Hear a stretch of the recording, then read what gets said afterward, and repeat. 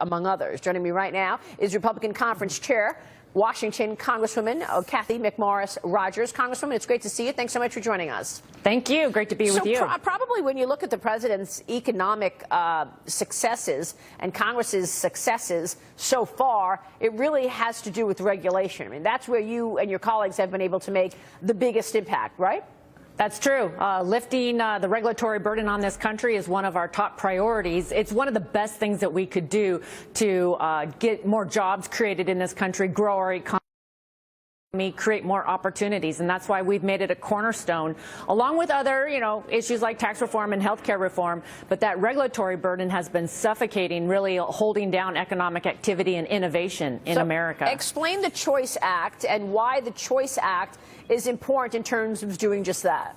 Right. Well, the Choice Act is lifting the regulatory burden that was imposed by Dodd-Frank. It includes more accountability, no more bailouts of Wall Street, but really focusing on what it's going to take to ensure that people in this country, hardworking Americans, have access to credit. And I was just out in Davenport, Washington. It's a small town in eastern Washington where on Main Street it was a topic of conversation that the local bankers, the local credit unions did not have the ability to offer the loans to Main Street, to our farmers, which is so important. We've lost, on average, one community bank every day since Dodd-Frank was passed. That's pretty incredible.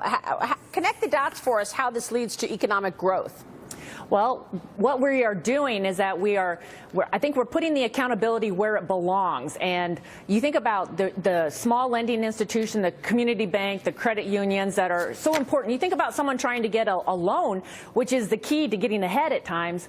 Because of the regulatory burden, so often you go into your local bank and even they didn't have the flexibility to make a decision, even if they thought it was in the best interest and that you should qualify. The regulatory burden was such that they didn't have the ability to do that. And it was really a top-down approach. Yeah, we want to talk more about the agenda, Congresswoman, because obviously Congress is working hard on repealing and replacing Obamacare. We've got now the bill in the Senate. There are growing concerns, though, that things like, for example, today, James Comey's hearing, it's getting in the way of achieving those goals. Has this been a distraction? For me and for the House, we are focused on getting our job done. We recognize that we have a lot of work to do. We have a very aggressive agenda that we put together at the beginning of the year. The House has taken action to repeal and replace Obamacare. We're taking important action today to overhaul Dodd-Frank.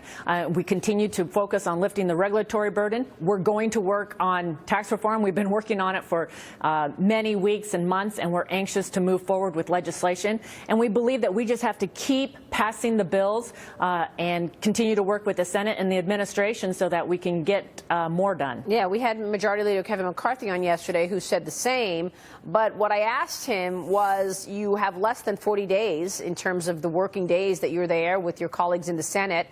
Can you put to rest the speculation or the worry out there, Congresswoman, that in fact you won't get this stuff done and you lose the House next year?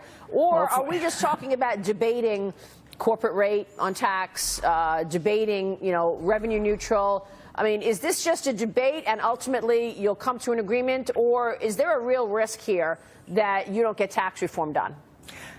Doing big things is not easy.